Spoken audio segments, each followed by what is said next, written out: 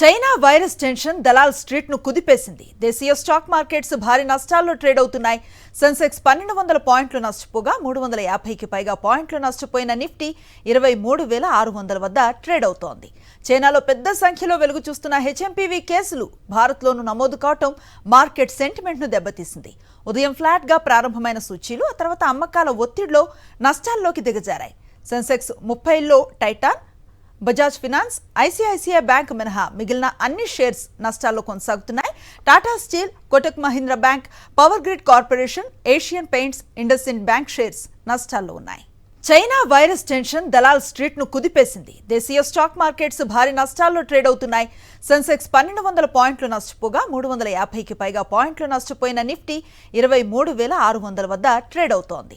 చైనాలో పెద్ద సంఖ్యలో వెలుగు చూస్తున్న హెచ్ఎంపీవీ కేసులు భారత్లోనూ నమోదు కావటం మార్కెట్ సెంటిమెంట్ ను దెబ్బతీసింది. ఉదయం ఫ్లాట్ గా ప్రారంభమైన సూచీలు ఆ తర్వాత అమ్మకాల ఒత్తిడిలో నష్టాల్లోకి దిగజారాయి. సెన్సెక్స్ 30లో Titan, Bajaj finance, ICICI bank మినహా మిగిలిన అన్ని షేర్స్ నష్టాల్లో కొనసాగుతున్నాయి. Tata steel, Kotak Mahindra bank, power grid corporation, Asian paints, IndusInd bank shares నష్టాల్లో ఉన్నాయి.